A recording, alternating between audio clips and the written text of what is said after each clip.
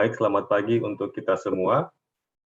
Pada pagi hari ini kita akan kembali melanjutkan pelatihan kita dan pagi hari ini judulnya adalah Firman Tuhan bagian 1. Secara khusus, pagi ini kita akan belajar bagaimana cara kita dapat mempelajari Alkitab atau Firman Tuhan melalui penunggu pagi, sehingga kita dapat memperoleh berkat daripada Firman Tuhan tersebut. Nah, seperti yang sudah kita pelajari pada 2 pertemuan sebelumnya, ilustrasi ini adalah ilustrasi roda pemuritan. Saya mau ulangi sedikit sekali lagi, bahwa supaya kita memiliki kehidupan sehari-hari yang dipenuhi oleh Roh Kudus, maka kita harus memiliki Kristus di tengah-tengah kehidupan kita. Kita harus tinggal di dalam Kristus dan Kristus harus tinggal di dalam kita. Bagaimana caranya? Tentunya dengan kita harus berhubungan dengan Kristus setiap hari, baik melalui firman Tuhan, dengan doa, lalu kita harus taat atau menurut kepada perintah-perintahnya, dan pada akhirnya kita dapat menjadi saksi kepada orang-orang yang ada di sekitar kita.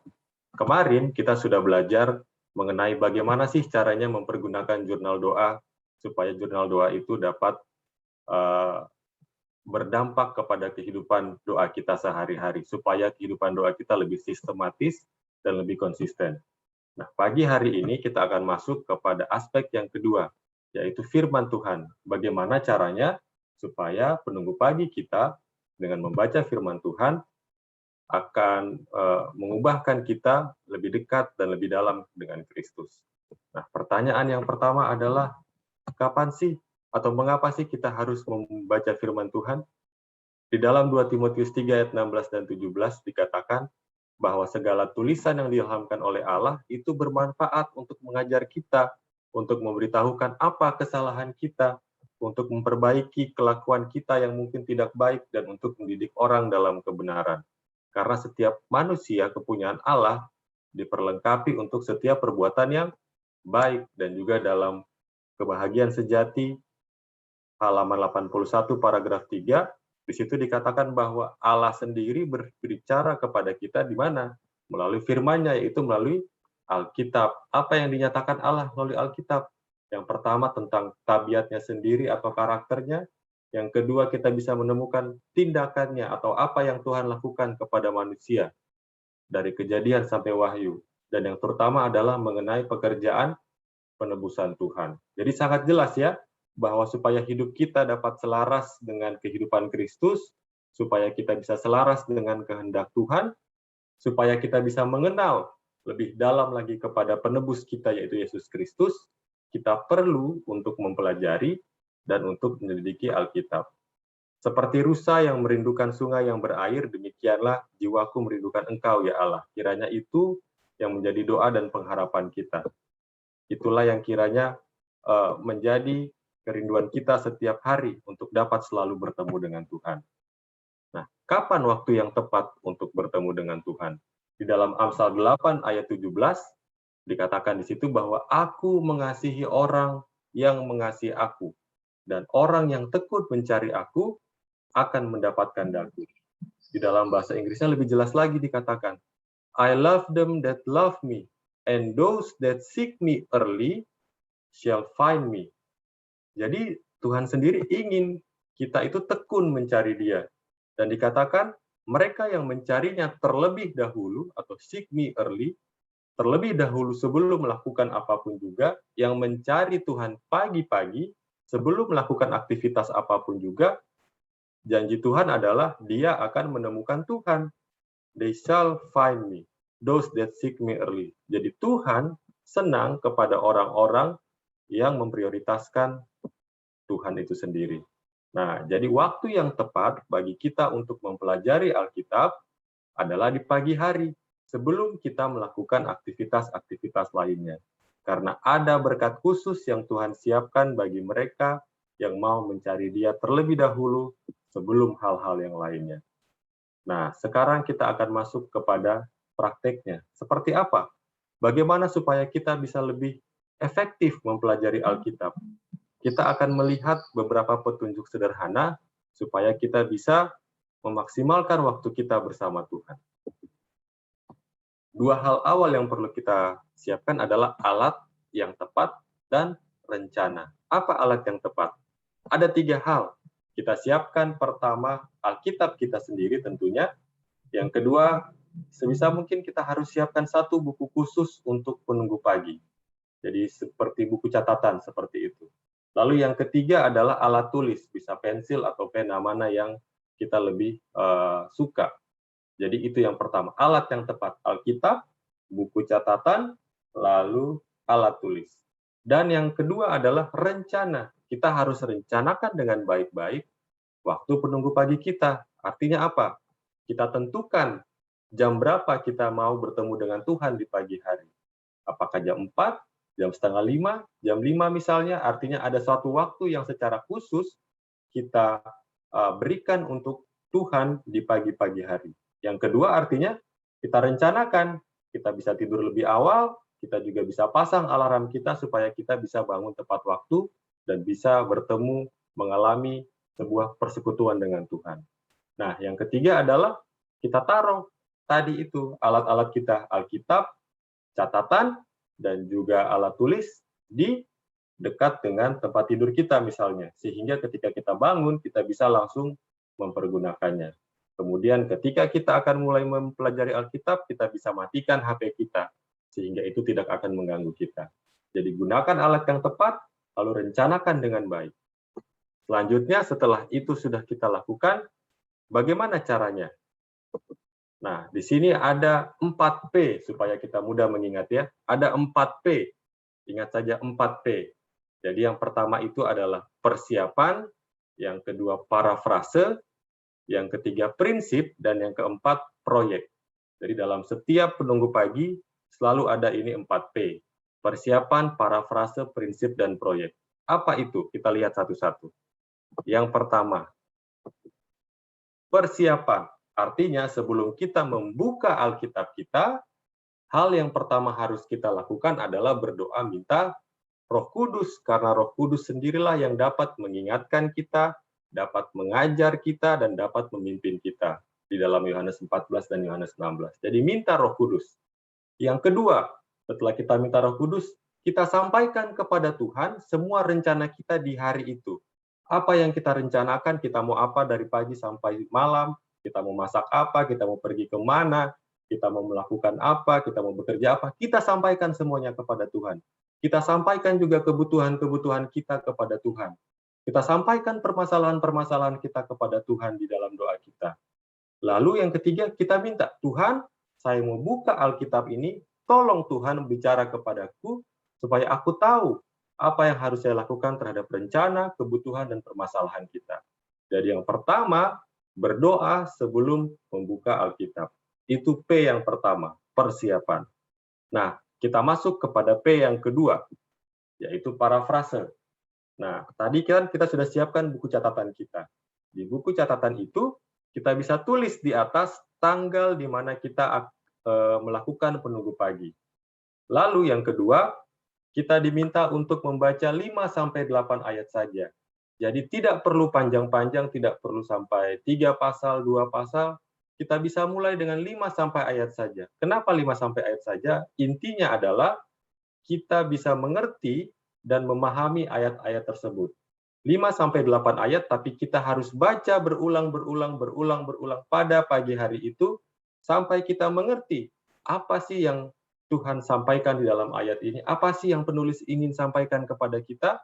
Jadi 5-8 ayat saja, tapi sampai mengerti, kita baca berulang. Setelah itu, kita diminta untuk memparafrasekan. Artinya adalah kita diminta untuk menuliskan ulang ayat tersebut dengan bahasa kita sendiri ke dalam buku catatan kita tadi.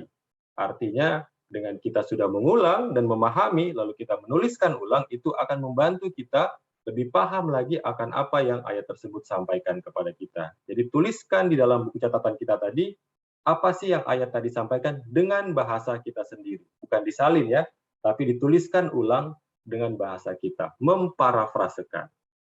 Kemudian P yang ketiga, prinsip. Setelah kita tuliskan apa arti dari ayat-ayat tersebut dengan bahasa kita sendiri, lalu kita mulai merenungkan, mulai memeditasikan apa yang ayat-ayat ini ingin sampaikan kepada saya? Prinsip-prinsip apa saja yang ayat-ayat tersebut ingin sampaikan kepada saya? Adakah perintah-perintah moral yang harus kita ikuti? Atau adakah dosa yang disampaikan oleh ayat ini yang harus saya tinggalkan, harus saya hindari? Adakah karakter-karakter yang baik yang harus saya bangun dalam ayat-ayat ini atau karakter yang buruk yang harus saya hilangkan? Adakah janji-janji Tuhan di sini yang bisa saya minta untuk membantu saya mengatasi permasalahan saya pada hari ini, untuk membantu saya melakukan pekerjaan saya pada hari ini? Adakah kehendak Tuhan, perintah Tuhan dalam ayat hari ini yang Tuhan inginkan untuk saya lakukan? Itu kita renungkan dan kita meditasikan. Setelah itu, kita tuliskan kembali ke dalam buku catatan kita tadi, di bawah bagian parafrase tadi. Jadi kita tuliskan prinsip yang sudah kita meditasikan di dalam buku catatan kita. Itu P yang ketiga. Kemudian P yang terakhir adalah proyek. Artinya setelah kita meditasikan, kita renungkan, apa yang jadi prinsip harus kita aplikasikan, harus kita lakukan supaya itu dapat berbuah dalam kehidupan kita melalui proyek-proyek kecil. Ini sebuah saran yang sangat baik. Jadi dari prinsip yang sudah kita tulis itu, lalu kita renungkan apa ya proyek atau aktivitas sederhana yang kecil yang bisa saya lakukan pada hari ini. Nah, di sini ada singkatannya, PASS atau PAS. Artinya proyek yang kita tuliskan pada hari itu adalah proyek yang harus personal. Artinya diri kita sendiri yang melakukannya, bukan kayaknya ayat ini cocok nih untuk mama saya, cocok nih untuk istri saya, untuk suami saya, bukan. Tapi proyek di sini untuk diri kita sendiri, personal. Yang kedua, achievable, artinya proyek itu harus bisa dilakukan saat itu juga, bisa dilakukan hari itu, bukan sebuah proyek yang besar-besar. Lalu yang ketiga, proyek tersebut harus spesifik, artinya jelas apa yang mau dilakukan, kapan kita melakukannya, pagi atau siang, jam 8 sampai jam 9 misalnya, atau sore jam 12 sampai jam 4 misalnya. Lalu bagaimana cara kita melakukannya? Harus spesifik, kurang lebih seperti itu. Lalu yang terakhir harus scriptural atau sesuai dengan firman Tuhan. Jadi ingat, ada 4P, persiapan, parafrase, prinsip, dan proyek. Setelah kita berdoa minta Roh Kudus, kita sampaikan kebutuhan kita, lalu kita minta Tuhan berbicara, lalu kita baca 5-8 ayat saja. Kita tuliskan ulang atau parafrase dengan kata-kata kita sendiri, apa yang kita dapatkan kita renungkan, lalu kita tuliskan prinsip yang kita dapatkan, bisa 1, 2, atau 3, atau 4, seberapa yang kita dapatkan. Lalu untuk setiap prinsip-prinsip tersebut, kita bisa buatkan proyek-proyek kecil yang dapat langsung kita lakukan pada hari itu. Jadi ingat, 4P, persiapan, parafrase, prinsip, dan proyek. Inilah 4 langkah yang dapat membantu kita untuk memiliki penunggu pagi atau pembelajaran firman yang lebih efektif. Dan yang terakhir, ini adalah ilustrasi untuk membantu kita lebih memahami dan mengerti kunci penting dalam penyelidikan Alkitab. Namanya adalah sepeda penunggu pagi. Nah, ada 2 kunci penting yang akan membantu kita untuk mempelajari Alkitab dengan lebih bermanfaat. Sebagaimana sepeda, dia punya 2 roda, roda depan dan roda belakang. Roda depan dalam ilustrasi ini melambangkan meditasi. Jadi meditasi yang tadi merenungkan firman Tuhan, lalu kita cari prinsip-prinsip apa yang Tuhan sampaikan dalam firman ini. Prinsip-prinsip adalah nilai moral yang mengatur kehidupan kita sehari-hari. Sebagaimana roda depan ini terhubung dengan kemudi dari sepeda ini, prinsip-prinsip inilah yang akan mengatur kehidupan kita. Apakah kita harus jalan maju, apakah kita harus belok ke kiri, apakah kita harus belok ke kanan. Apa yang firman Tuhan sampaikan kepada saya hari ini, itu yang akan menuntun kita pada hari itu. Nah, roda belakang melambangkan aplikasi atau proyek. Artinya, sebagaimana roda belakang ini terhubung dengan pedal, ketika dia bergerak, dia yang akan memajukan sepeda itu. Artinya, kehidupan kita akan digerakkan oleh aplikasi. Tidak cukup hanya sampai di merenungkan prinsip-prinsip atau meditasi, kita juga harus melakukannya. Makanya kita didorong melakukan atau membuat proyek-proyek kecil. Seperti apa tadi proyeknya? Harus yang spesifik, kecil atau sederhana, artinya dapat langsung dilakukan.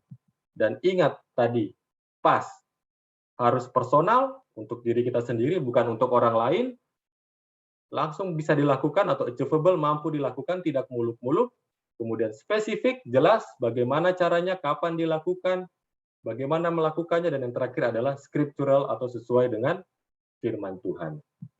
Jadi itulah langkah-langkah sederhana yang dapat kita lakukan, dapat kita mulai praktekkan mulai hari ini, bagaimana supaya kita memiliki waktu penunggu pagi yang lebih baik. Dan janji Tuhan dalam 2 Korintus 3:18, dan kita semua mencerminkan kemuliaan Tuhan dengan muka yang tidak berselubung. Dan karena kemuliaan itu datangnya dari Tuhan yang adalah Roh, maka kita diubah menjadi serupa dengan gambarnya dalam kemuliaan yang semakin besar. 2 Korintus 3:18. Inilah janji Tuhan bagi kita, bahwa kita akan diubahkan semakin lama semakin serupa dengan gambarnya. Jika kita mau mencari Dia, pagi-pagi membaca firman-Nya, menyelidiki firman-Nya, meminta tuntunannya. Mari kita berdoa. Bapa yang di surga, Bapa yang baik, terima kasih ya Tuhan, oleh karena Engkau selalu hadir, karena Engkau selalu menunggu kami di pintu ya Bapa, menunggu kami untuk membuka pintu hati kami. Pada pagi hari ini, kami bersyukur ya Bapa atas persekutuan doa ini. Secara khusus, kami rindu ya Bapa untuk memiliki persekutuan yang lebih erat dengan Engkau ya Bapa. Bantu kami hamba-hambamu yang lemah iman ini untuk dapat rajin, untuk dapat rindu sebagaimana rusa rindu akan sungai dengan air yang banyak ya Bapa. Begitu juga kiranya kami rindu untuk selalu datang kepadamu, membuka firman-Mu ya Bapa, agar kami mengerti akan kehendak-Mu, agar kami dapat dituntun dalam setiap aktivitas kami di hari ini ya Bapa, agar kami dapat menjadi serupa dengan Engkau. Terima kasih ya Bapa karena Engkau telah mendengar doa-doa kami. Di dalam nama Yesus kami berdoa dan mengucap syukur. Amin.